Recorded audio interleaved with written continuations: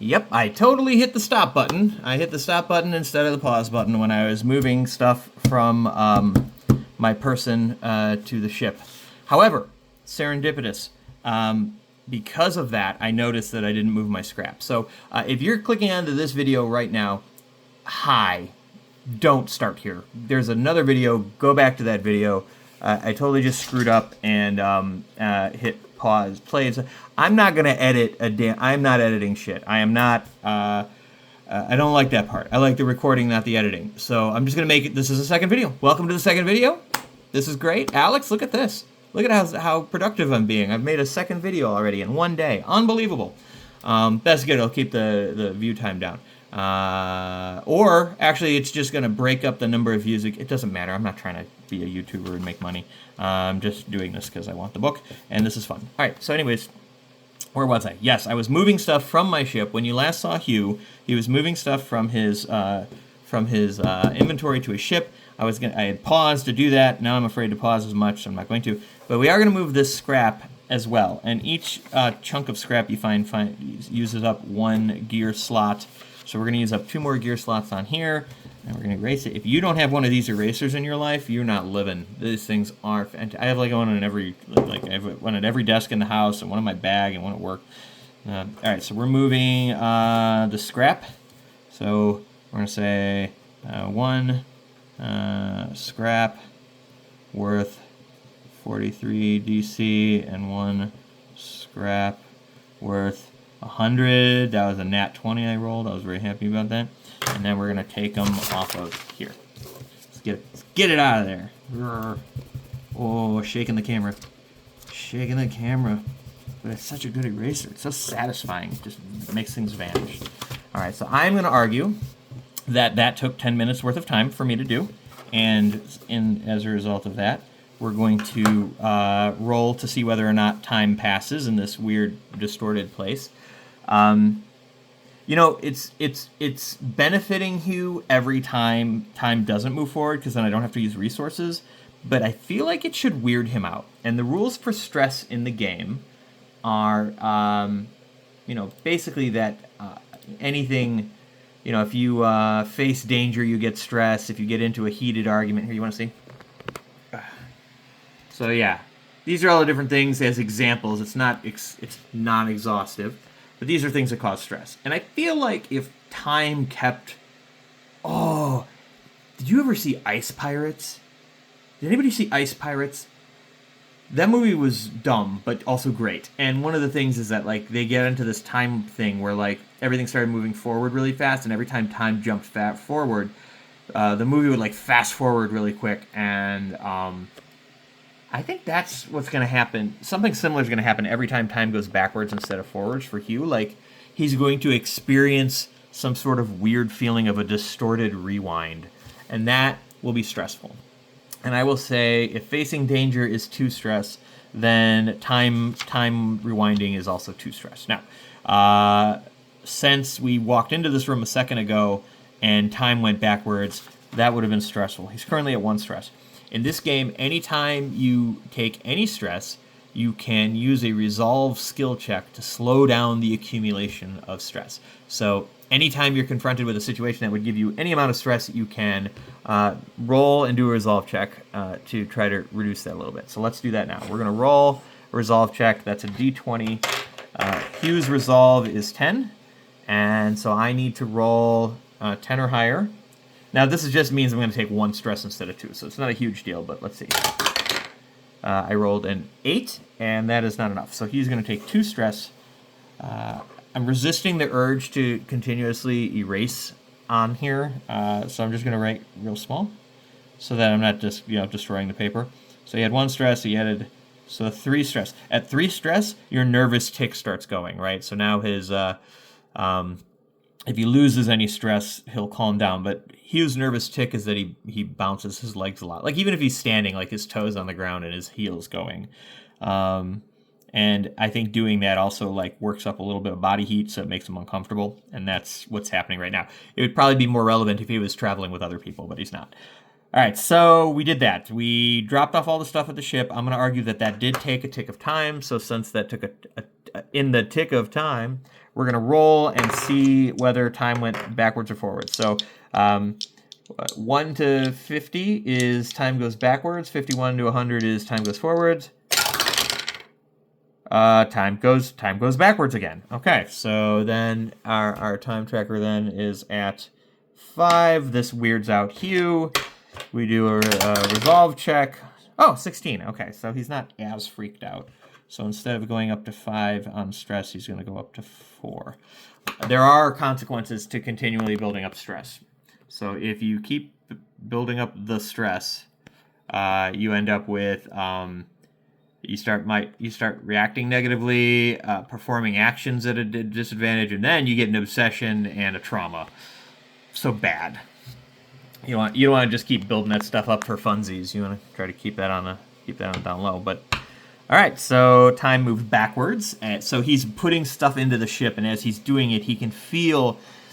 I want to say that it feels. Have you ever felt anxiety where like there's like a sucking sensation in your chest? It's like that, except the sucking is coming from the outside. He can feel time being pulled backwards. Maybe the thrumming noise that he hears also sounds backwards. Like if you've ever listened to License to Ill by the Beastie Boys, the song Paul Revere, where the whole bass line is in reverse, where it's like voot, voot, voot, voot, voot. So like whatever the thrumming noise is like kind of doing that in reverse. And that's kind of what weirds him out. And he's tired, right? Like he leans against the ship and he just takes a breath and he's like he wants to go back, but he also knows that like there's so much more stuff to be found in this location. There's so much more. According to, I don't know how they know how many are there. I'm going to say that there's something in the ship that actually indicates how much stuff is there. And so he knows there's still tons of stuff to find here. He's not wounded. He's just a little tired. He's like, I could do this. I need the money. And he thinks about his partner that screwed him over, the one that made him end up on Karam Station, running around digging after the scraps of long dead aliens. And he's like, yeah, all right, fuck it. All right, let's go. So he builds himself back up. He sort of gets his moxie up, and he decides to move forward again. So I think, since I've already established this door moves around on the wall of the room, so if he wanted to go back the way he just came from, he would have to open the door at in the precise place that it was the last time he opened it, and that's gonna be hard to do. I'm gonna say that based on the size of the room, let's say that there is a let's not get overcomplicated. 1 in 10 chance that he opens the door at the same. Well, he would choose, right? He would just. And since he went here, there was a vault with a dead end and 2 titans, and he really didn't get to see what that room looked like before he ran like hell. Let's just assume he's going to open the door at a different location, right? So he's opened the door here, and he's opened the door here. Let's just pretend that he's now going to, open the door. It doesn't matter. At a different location. So he goes to the door, and he... I like the idea of that hand thing, the Arsai having Total Recall alien hands. So... He waits for, because the door flits, right? It moves and stops and moves and stops like a hummingbird. So he waits. He basically just walks up to the wall and sighs and waits for the door to stop doing its thing. And as soon as it takes a moment that it's in front of him, he puts his hand on the little pad that's on the door, and the door opens. So all right, let's see what is behind the door when it opens. We're going to go to Expedition 144. I already established that. That's right, 144. All right, so we're going to go to page 144, and we're going to roll, and we're going to see what happens, okay? So let's zoom it out for accountability so you can see what I'm rolling. And we're going to do an area connector, so not necessarily, that the room just goes directly. It might not. So we're going to roll and see what happens. 15. It's a grand, wide hallway. All right, so let's envision this. It's gray-green, just like everything else, like an organic sort of stone looking, and it's a very big, wide hallway. And I don't know how we're gonna draw that. We're just gonna. I need to use space better here, so we're just gonna. Yeah, that's a 1. Pretend that's a number 1, right? So then So we have this number 1. So we have this big hallway. What's this hallway look like? This is where I like to use the oracles, right? And like kind of get a vibe for what this place is. Let me zoom out a little bit. All right, so the oracles can give you some cool things to do with this, like running. We're gonna go to running the game. Action and theme tables is a great place that you can work with. Like this will give you a whole bunch of stuff you can roll on to see what a room is like. There is also under playing the game. Let's see. Fixed occurrences, random occurrences. Let's go here. So there's these discoveries, but there's this cool thing where like you have the situation table. So you could use them to interpret the words loosely, roll as many times as you need, generating something interesting that they can interact with. So you have a D100 verbs and a D20 nouns, but the nouns are specific to the type of location. So like I'm in a vault, so there's a D20 list for the vault. So let's see what's in here. Let's find out. All right, we're gonna roll D100 and a D20. We've got what is that? Why am I looking through the camera? We have an 18 and a 12. Let's look. Challenge. Ooh. Container. Challenge. Container. Let's just keep that in mind, because there's another issue. When I went in here, it said that there is a 20% chance of an ambush. Every site has a certain number of possible ambushes. For me, it's 2, and none of them have happened yet. So right now we have to roll to see whether or not I get ambushed by a known monster type. 20% chance, huh? So all right, so looking through so 20 or less. What did I say was in here? I said it was oh man, I already forget what I rolled. I knew I should have written it down. It was something. What was it that I rolled? Oh no, wait, this is the wrong table. I rolled for the vault. It was container, and then the other one was challenge. Challenge container. Don't let me forget that. Challenge container. We're writing it down. We gotta write that down so I don't forget. Challenge container. Okay.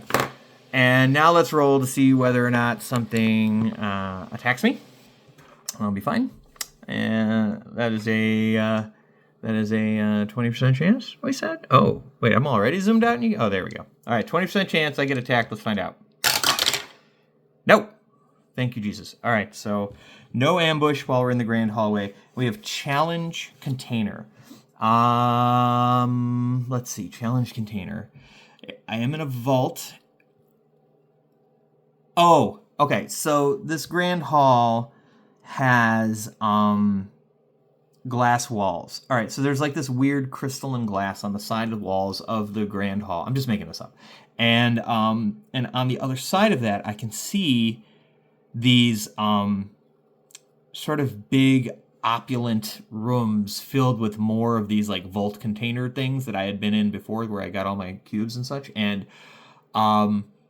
like the amount of security that's in front of the doors and stuff, like I can see through, and I can see that pointed at the door. I don't know how to get into these things. I can see that there are doors in, but I have no clue how to access them.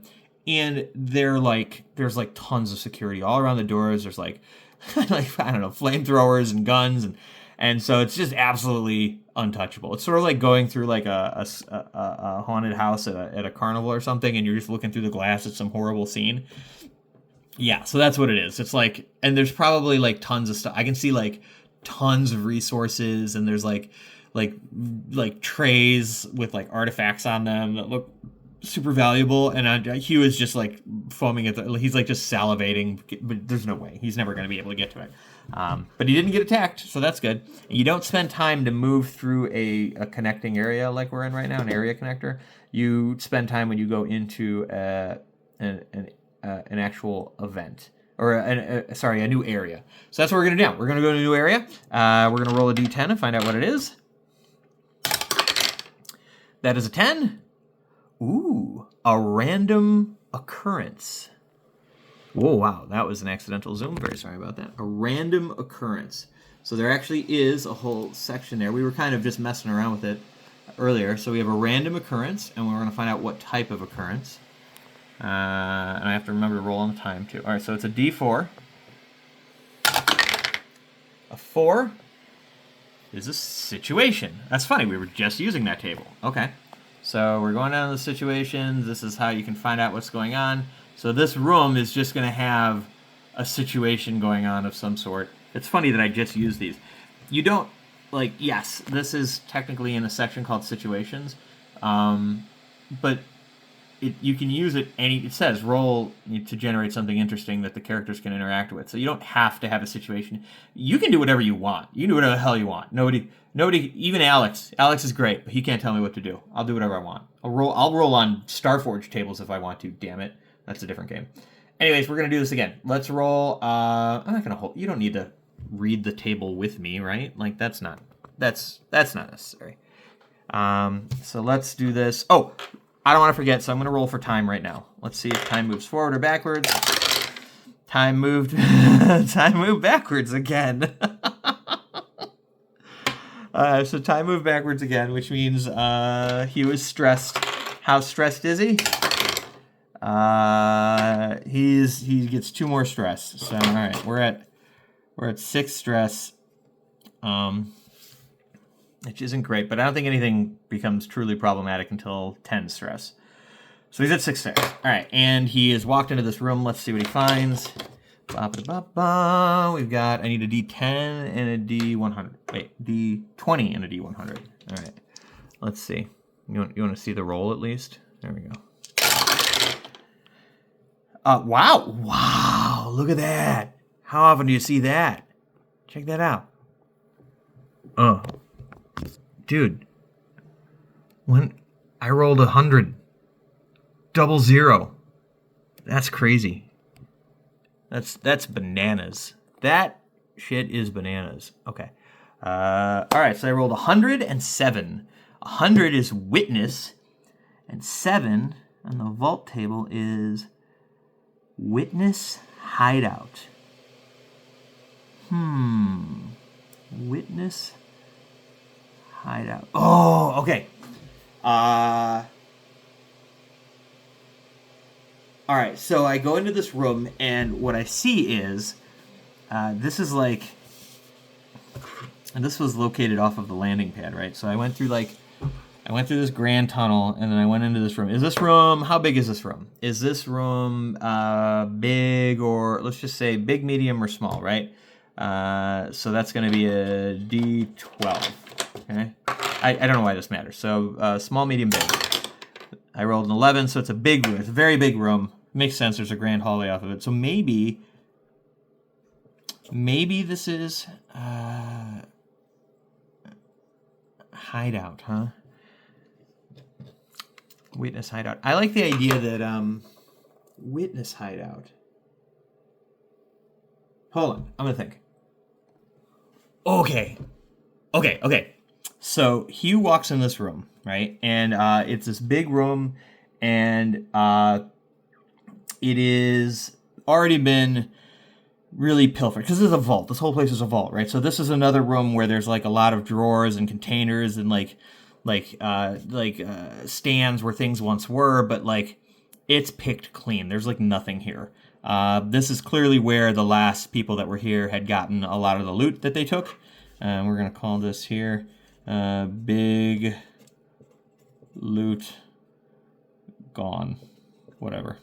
And all right, so dig this. I like this so keep in mind, divers will go to the same location multiple times. Like somebody else was here before, and now I'm here. So and I know that because I had their documentation from their site report that was given to me before I came, so I knew what I was getting into. But the ships aren't. We don't get to pick where the ships go, and there are like hundreds of divers that are always going out all the time, right? So what I had rolled was hideout and witness. Here's what happens. So Hugh comes in the room, and he's sort of disappointed and dejected, and he's looking around in here. I'm going to say that he does do a scavenge. So there's rules that say that if you don't find anything really worthwhile when you're looking for stuff, if you don't find any resources, you can scavenge alien technology. So you can spend a tick of time and make a single RSA technology check. Wow. Okay, so I cheated. In the past when I found that scrap. I was rolling a regular technology check, which I have a 10 in.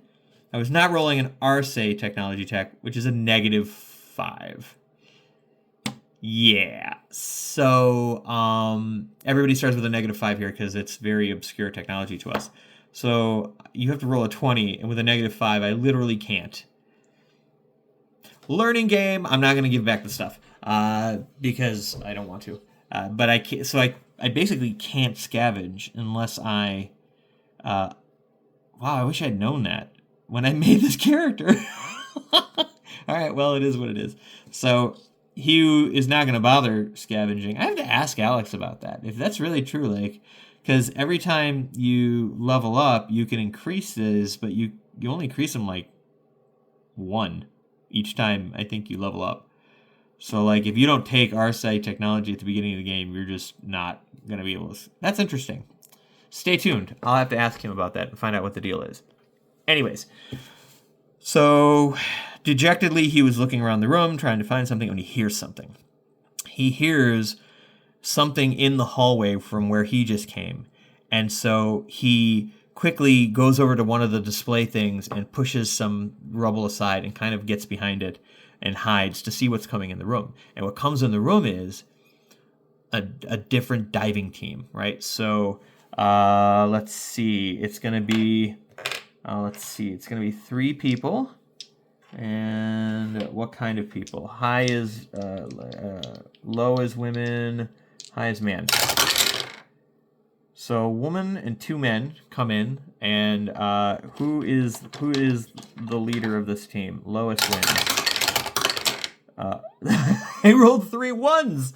So they argue constantly. I like that. So these guys they argue with each other the whole time. They look like they've got some weapons. They don't look like they're new, right? And so they come into the room and they start looking around, right? And okay, so Hugh doesn't have RSI technology, but I'm gonna say that the chick does, right? So like the woman goes up to one of the display things, and she like pushes some things, looks around, looks at some notes, does some stuff. He can't tell what she's doing. Then he hears this noise, and like it opens up, and this fantastic like whatever comes out, just whatever MacGuffin, some giant scepter that looks like it's worth a small fortune. And he's just so pissed because he's like, "Are you serious? Come on!" And so, but as she takes this thing off of the table, the thrumming, like the crazy thrumming noise, goes really loud, and the door opens. A door on the other side of the room opens, and something comes out. You want to know what? I'll tell you. It's going to be a Bathluz. A Bathluz comes through the other room. You're like, Brian, what's a Bathluz? This is a Bathluz. It's an aberration. It is a plant-like aberration with 6 feet, claws, 8 front-facing eyes. It has bright colors, and it can actually drain probably stamina. It doesn't have any range, so it just storms in the room. Like, it just does it. Yeah, it has 6 feet, so it definitely can storm. Like, what does this thing look like? I don't even know. It's plant-like with claws, bright colors. I feel like it's something Poison Ivy brought to life. And, so this thing comes in the room. And there is something in the rules that says that anytime you face an aberration, you automatically experience, like, 5 stress. Facing an aberration encounters 5 stress. So, I mean, he's not facing it, but I think the whole point is that they're horrific. So he is going to have to deal with stress for this, which would be 5 stress, and we're going to roll to see what happens with that. We're going to do a resolve test. Ooh, nat 20. Sweet. So, no, he only takes 1 stress instead of 5. Okay, so it's freakish, right? This thing comes in the door, and right away, like, one of the guys just falls on his ass, like in panic. Like you could see moisture forming around his pelvis as he like wets himself. And The lady takes the scepter and runs. She just runs back the way they came. And she, come on, get out of here, right? And they run, and the other dude goes with her, and they tear through the door, and the other guy is trying to get up. But this thing is fast, right? It moves twice for every one movement that people can do. So, like, this thing just is running after him, but it doesn't care about the people. It cares about the thing that she took, right? I don't know why. Who cares? And so it tears through the room, and as it's going after her, this other guy that had fallen, it got back up and started running. It just rolls right over him. The thing's got 6 feet in claws, so like it runs over him, and it's just like a potato masher. Like it just gross. Like it totally, it's really bad. What happens? Isn't there something? Seeing a crew member die causes 15 stress in this game too. However, it's not a crew member, so I'm gonna say that it would be 10 stress. Let's let the dice decide. I'm gonna roll a die, and I'm gonna say, let's see how much stress it causes to see a stranger die. I'm gonna roll a d10. 7 stress to see a stranger die. Just if you're ever wondering in real life how much stress it is to see a stranger die. All right, so, and the thing follows them out the door that they went through, right? And you hear it go through the door, boom, boom, like shuts real quick. And so Hugh is left alone in this room with a dead guy and just freaked out. I got to roll for that stress. So, all right, 14. No, he does not. So he takes 1 stress. He pulls it together. He's at 8 stress now. Oh, this is dark, but practical, because the guy who died is a diver, which means he has stuff. And I feel like it would be a shame to let that stuff go to waste. So we have to loot the body. We have to loot the body. Okay, I want to look to see what kind of stuff like everybody has, because they say like there's starting equipment that everybody gets. Let me see. Playing the game, scheduling a mission, choosing supplies.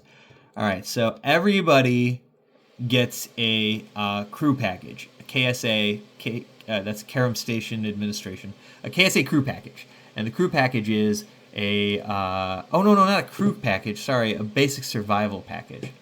A level B hazmat suit. Would he be wearing that? Let's see. So the planet that we're on, or the place that we're on, it does not require, I don't think it requires any environmental stuff, actually. Oh, it's right here. It doesn't require anything. The only reason that Hugh is wearing his level B hazmat suit is because he doesn't have he doesn't really have anything else to wear. You don't get clothes. You have to buy those. So they give you a level B hazmat suit. So he's wearing it. I would think that this guy would not be wearing that because, like I said, these are guys that look like they're not new. Although this guy didn't act like he wasn't new. There's also a vacuum suit. I guess we didn't need the vacuum suit. All right, hold on. You don't have to listen to me waffle. I'll be back. All right, I'm back with the details. I'm wearing a hazmat suit, a level B hazmat suit, because everybody gets a hazmat suit, and they also get a vac suit. And the vac suit is very bulky and gives you -3 to all action, so obviously I wouldn't wear that. I would wear this. However, since he has been around the block, I would argue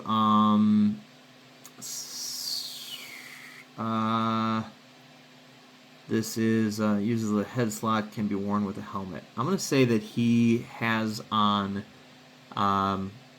personal body armor, right? Because that's something they would have bought, and that's the basic supplies are available. Okay, so he has on. Does he? You know what? Does he? Does he have on the protective? He would. He wouldn't be wearing a hazmat suit if he didn't need it, and there's nothing here that needs it. So he is probably wearing. There's no gas, so I guess he wouldn't be wearing a hazmat mask. Okay, so I'm going to say he is wearing protective armor. Is he wearing it with a helmet? Which is interesting because there's no, I don't think you can buy helmets separately. Huh. Anyways, okay. Does he have a helmet? Low is yes. Or no, low is no, yes is high, 50-50.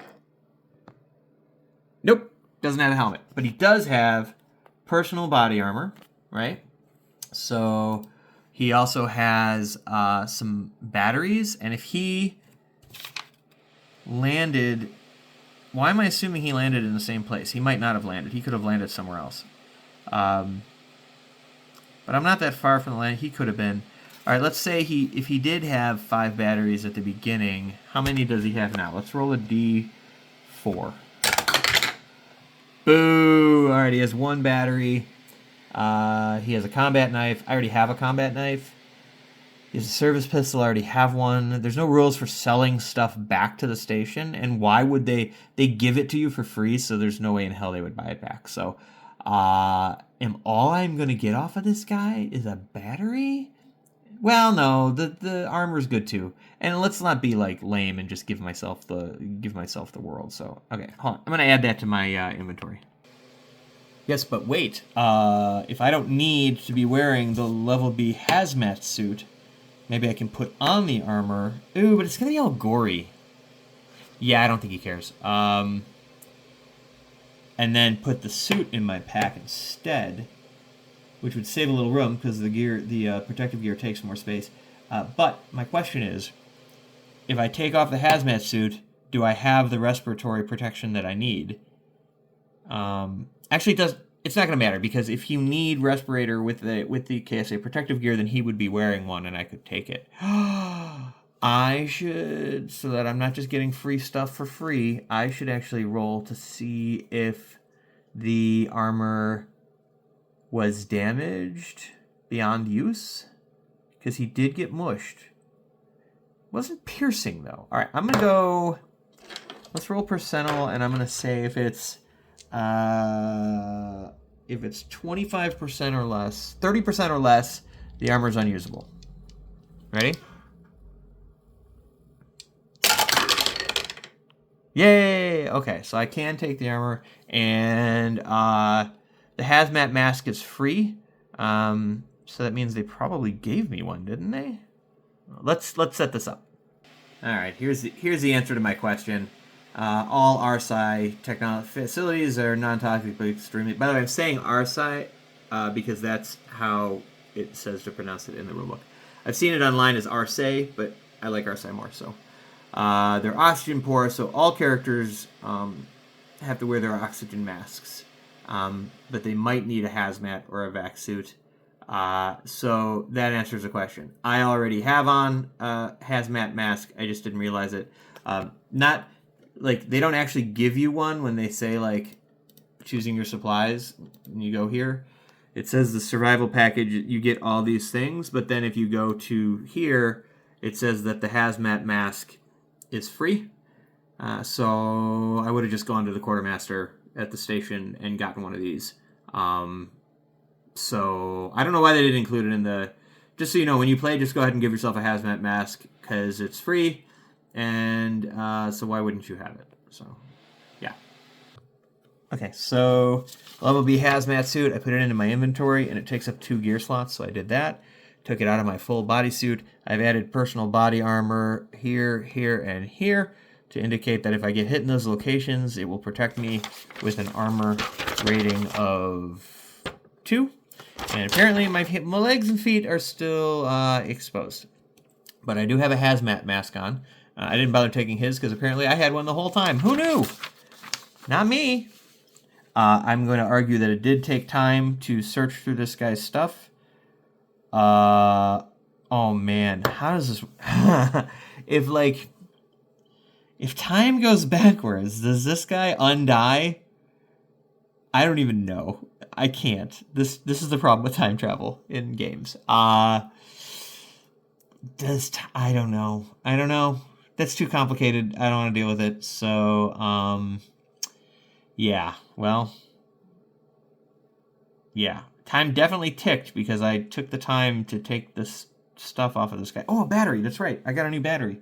Let me add that to my Okay. He didn't have any oxygen pellets? Wait a minute. Do we not get any oxygen pellets? Oh, I forgot. Okay, how many oxygen pellets did he have? Well, okay, if he had one battery, he probably has one oxygen pellet. So, in that case, yeah.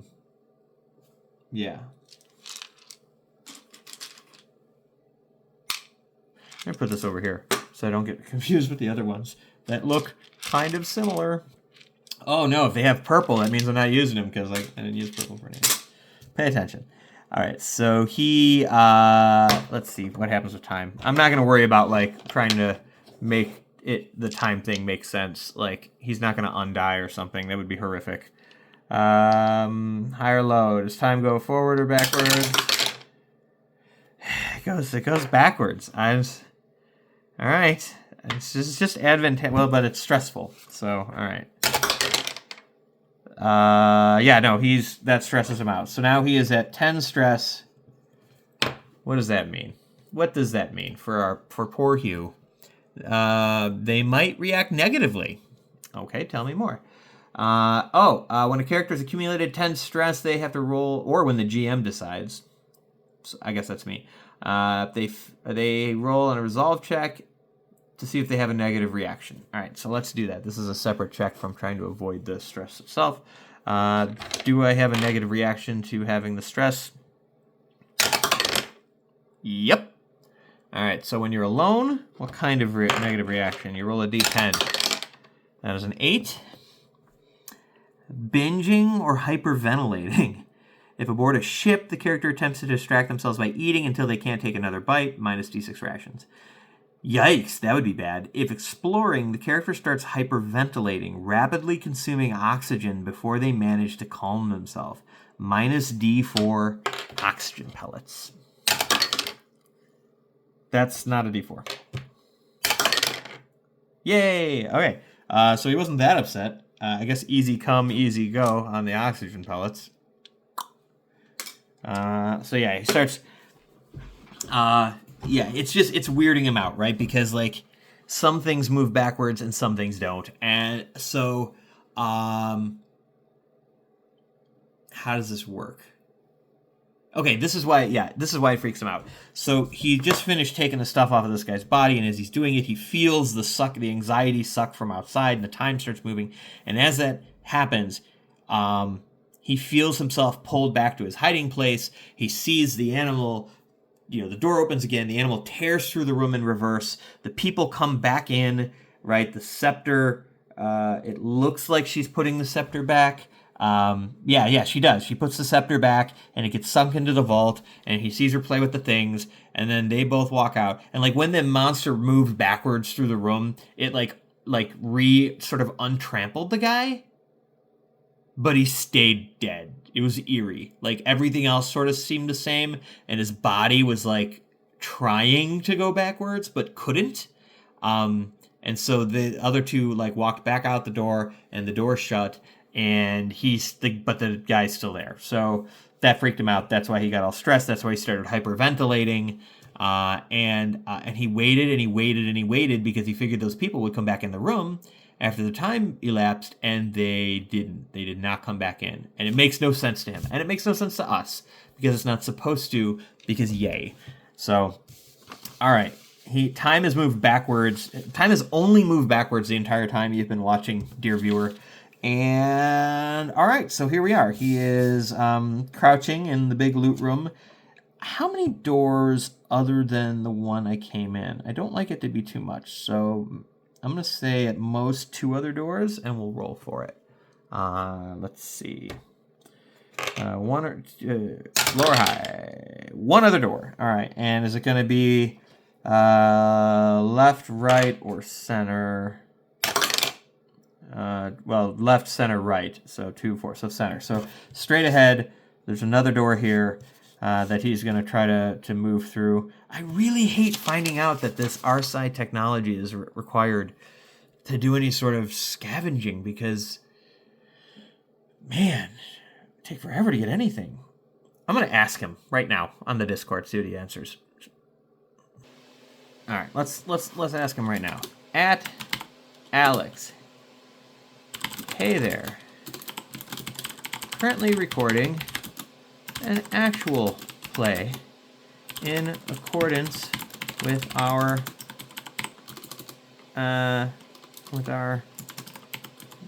secret agreement. It's totally a secret, don't tell. Question. In order, I just noticed that you need how do you spell it? RSAID, tech skill to scavenge in sites. I clearly cheated and used regular tech skill, but now I'm sad because we all start off with -5 in our SAIDH tech. Does that basically mean that we can't actually scavenge sites until we level up like 6 times in order to have any skill in RSAI? Why am I filming this? Tech? Because that makes me sad. Okay. The message has been transmitted. We'll find out. Anyways, alright, so he needs to move forward. There is one door. It's on the other side of the room. It's time to do our thing, folks. Let's see. Yeah, he doesn't have to rest. He is stressed as hell, so I'll give him that. Let's go. Let's go to page 144 and continue on our adventures. I'm just going to go 144 right there. Okay, because I know where it is. Is there going to be an area connector? Sure, why not? Let's find out what happens. We're going to do a D20 and see if there's a connector to this room. I rolled a 1. A simple hallway. Very basic. Okay, I picture gray-green. There is no light. It's just the light coming from my shoulder-mounted flashlights. And so as I move forward through this room, there's a 20% chance of an ambush. Let's see if that happens. Let's get these out of here. Nope, no ambush. So we move through the room, and then we go into a new site for exploration. And we have 3. Yes, resources! That's the good stuff, people. That's how you find the money. This is great. Okay, so resources. I like that, but I need help describing the room. That's what these are for. So, all right, we're going into the room. What size is the room? How big is this room on a scale of 1 to nah, just big, medium, or small. It's big. It's a big room. And what shape is the room? Is it? I don't want it to be a square. Or well, who knows? So round. Rectangular, or some other weird geometric shape. Round. It's a round room. All right. So he goes into it's a big round room, and in this room is why are there resources here? Let's not wonder. Let's roll on the action and theme oracles. Okay. Better write these down because I forget so quickly.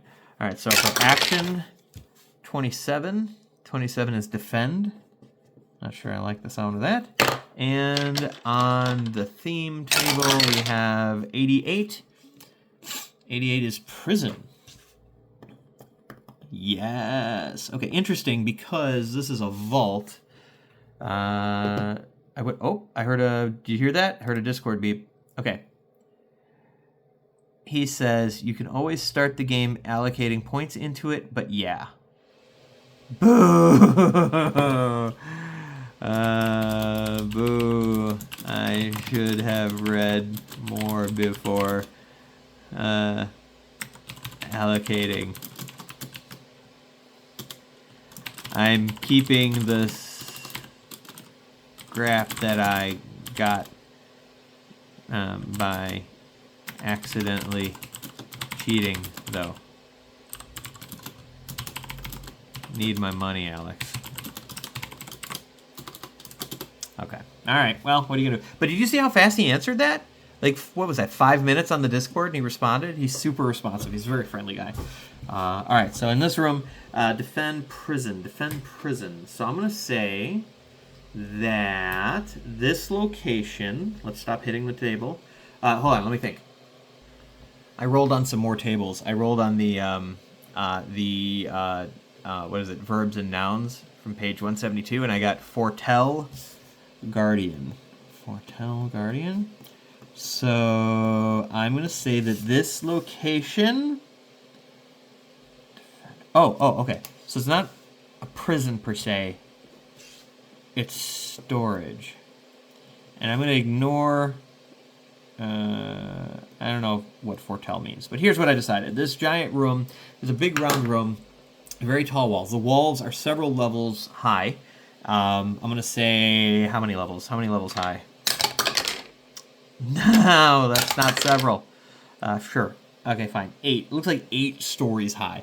And around this room is all these, like, little areas, these little alcoves. And in each alcove is a guardian. These big, nasty, scary guardians. Most of them look done. Like, crumbled, fallen apart. Just they're just there. And it looks like maybe there's like repair facilities in the room in order to like work on the guardians, or like basically I'm trying to justify why there's data crystals. I like the idea that the data crystals are like their version of media for keeping data, obviously. The cubes are called A-cubes. The metal that the Arsi use to create things is beyond our understanding, and anything that's already been built out of it is like indestructible and cannot and is totally not malleable and can't be used. But these cubes that we find, if we find these A-cubes, these are cubes of malleable Arsi metal, which was what makes them so damn valuable. So this room has that. That's why there's resources in here. There's a bunch of guardians and like repair areas and like work tables, and there's data crystals and there's cubes. So let's see how many. Every time you find them, you get D10 data crystals and D6 alloy cubes. This is good. Very exciting. D10 alloy crystal. What did I say? D10 data crystals, D6 alloy cubes. Come on! That's not fair. That's not fair. I want my money, Alex. You gotta be kidding me. I just rolled 2 1s. Can I use luck to re-roll a resource check? Oh man, I just rolled double 1s on a resource area. Can I use luck to re-roll for resources? Dude, that's so frustrating! One crystal. 1 crystal and 1 cube. Unbelievable. Wait, I'm gonna wait. He's answering already. There was a beep. Is he gonna say yes? You don't have to wait. While he answers, I'm gonna pause and yeah, hold on. He still hasn't answered. Well, I mean, even if I did use luck, let's look at the rules for luck. Luck says that luck be a lady tonight. Let's see what luck says. Luck says skills, like secondary skills, I think they're called. Yeah, luck. Sometimes, no matter fate and media, a character spend a luck to reroll any damage roll or failed check, or spend all their luck to completely negate a killing blow. Okay, so I feel like that's a check, right? Like, I was checking for resources, right? Yeah, I feel like that's fair. let's see, data crystals. Each time the crew finds D10, I don't know. It seems like a check to me. Yeah, it's my game. I'll do what I want. Alex didn't answer. I've decided yes. Okay, so I'm going to spend a luck. So I'm going from 2 to 1 luck. I like that it says like you can get rid of all your luck in order to negate a killing blow. So I should spend my luck before a killing blow so that I'm only, spending 1 on that. All right, I'm going to re-roll. He was like, hold on, there's way too many resources here. These can't be the only ones. So he starts first he's all frustrated. Oh, yeah, he's all frustrated. He's like, damn it, and he kicks this cabinet and like whatever, a bunch of stuff falls out. What falls out? Okay, that's a little better. So he gets where are those resources again? Go back. Is there a back button on this thing? Like on like Adobe? Oh, there it is. Okay. Yeah, but I'm not going the right way. Okay, resources. Sorry. All right. Sorry, that was bad. I get D10 data crystals, so 2 data crystals. So I'll put that here. Zoop, just gonna. All right, so data. Oh wait. Oh, 2 data crystals. Oh, now he answers. Did you hear that? Did you hear that, folks? Data crystals times 2, and then I got 5 cubes. Okay. Oh, what? I don't know what his answer was. He says not really no, but go ahead. You'll not break the game with something so trivial. I don't want to cheat. I mean, I do want to cheat.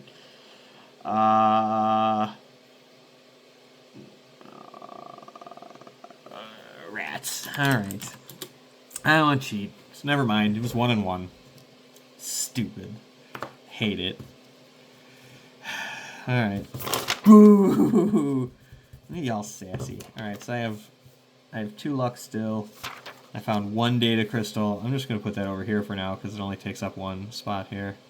I have a single data crystal and a single cube.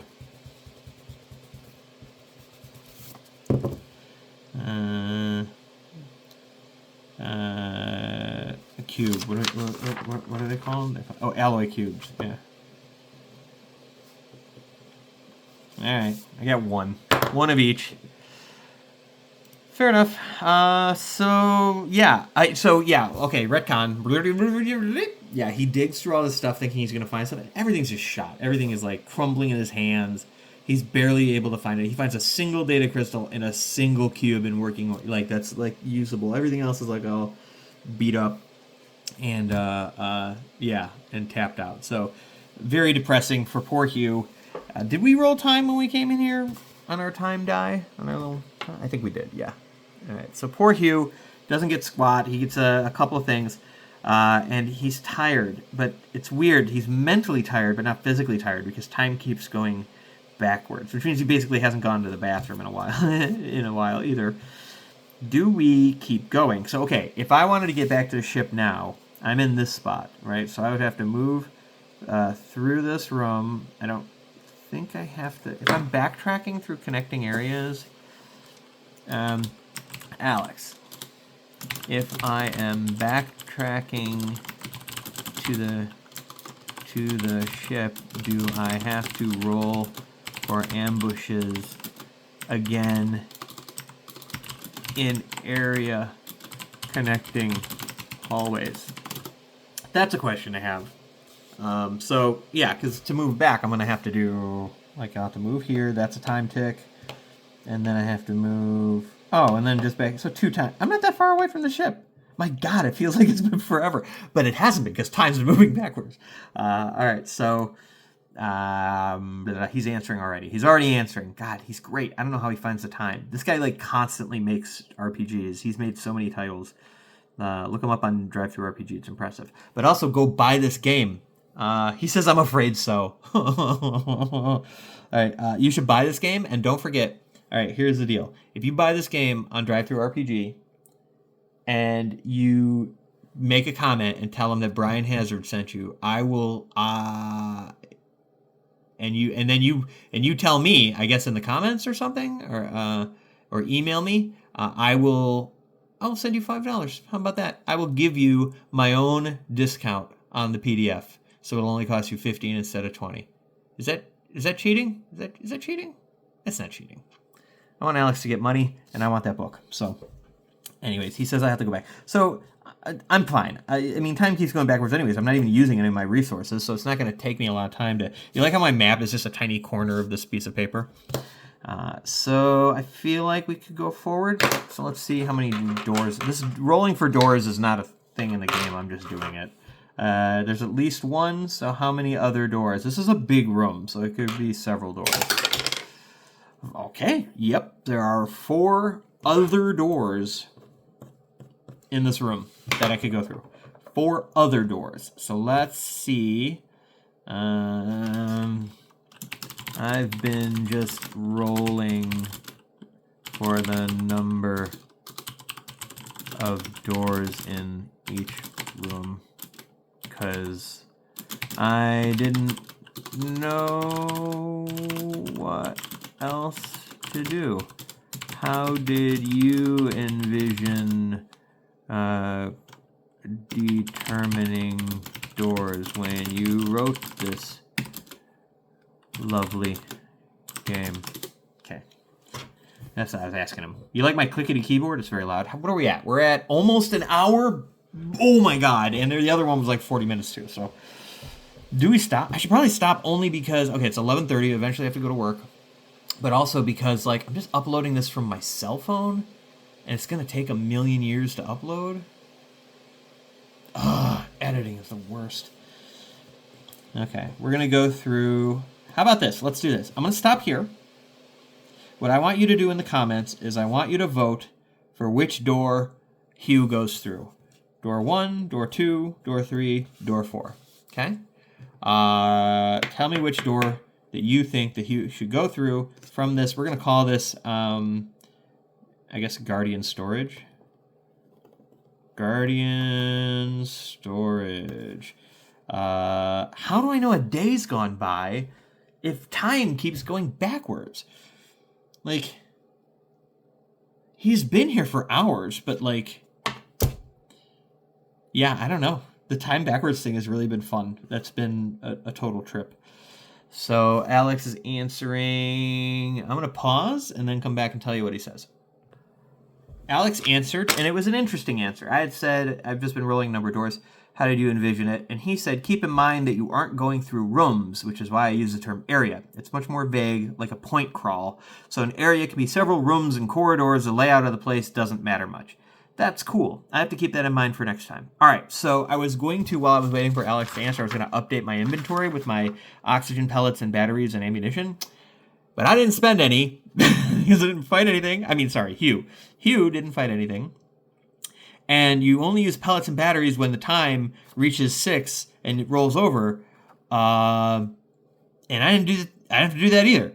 However, I'm going to argue. So, okay, it was at 1 and it went like 6, 5, 4, 3. I'm going to say that he does have to spend a tick of time to rest, because you're supposed to rest like once every hour, or you get weird, or things get weird, like you get stressed out. So I'm gonna take the time to rest, and then let's see. Hold on, let me check something on the rest. Okay, it's not under rest; it's under taking a break, FYI, which is on page 176. I'm gonna call it resting anyways, because that's where my brain goes. 176. I'm making a little note here. All right, so crew must rest every hour or so. This represents the amount of mental high gravity environment. Okay, resting adds 1 to the time. Being unable to rest triggers a roll on the dread table. All right, well, I'm able to rest. Okay, okay, how's this for an idea? Tell me what you think of this. I almost feel like I should have a way, I should keep track of how often time goes backwards. And if time goes backwards, I don't know, I'll think about this. Like, if time goes backwards 6 times and then I try to rest and it goes backwards again, like, there should be some consequence. Well, I guess I'm doing the stress thing. Every time time goes backwards, it gets stress. So I guess that covers it. All right, never mind. Let's not overcomplicate it. He's going to rest just because it's time to do that. But does time go backwards or forwards is the question. Low, it goes backwards. High, it goes forwards. It never goes forwards. It's always going backwards. And then that means he's going to experience some stress. I said 2 stress. Let's see if he can avoid that. He does. So he takes 1 stress. He's now at 11 stress. I guess it's time to finally clear this box. We'll actually do some erasing here. All right, so he's at 11 stress. All right. So vote in the comments on which way you think he should go. Or you know what? These aren't doors. These aren't doors. These are areas. These are other areas of the Guardian. Like these are like these smaller alcoves that he could go look in for other stuff. Now that Alex has corrected me with this and these. Okay, so you tell me which area he should check in. You know what? Let's get some flavor so you have something to vote for. All right, guys, here's what we're going to do. I want you to vote on which alcove that Hugh should go look at, all right? And in doing so, I want you to take into consideration the following. Hugh doesn't know this, right? We don't know what these mean yet. I just rolled 4 times on the action and theme. So number 1 is uncover community. 2 is distract gear. 3 is oppose blood. And 4 is abandon price. So I'm going to try not to think about that at all so that I have to kind of come up with that later. What I would like you to do is, I have no idea if anybody's going to watch this, but vote in the comments. Tell me which way I should go. And if you decide, if you have an idea for what these oracle rolls mean, you could tell me and maybe I'll just go with what you say. Right? So, yeah, or something like that. So that's what we're going to do. This is where we're going to leave it. Hugh is rubbing his chin, thinking thoughtfully about where he can go to try to find some more stuff in this Guardian storage dome room thing. Thank you for watching. There will be more, and we'll have to see what happens to poor Hugh in the next episode. And so let me go upload this stuff and go to work. Thank you very much. I'll see you. You don't have to subscribe or do anything. It doesn't matter. Like, this Game Spasm channel I have been neglecting for years. It just happens to exist, and it seems like a good place to use it. You will be deeply disappointed if you're waiting around for me to upload stuff. So anyways, thank you to Alex T. Thank you to the Discord community of Across 1,000 Dead Worlds for inspiring me to do this. And I'll talk to you chumps later. Peace.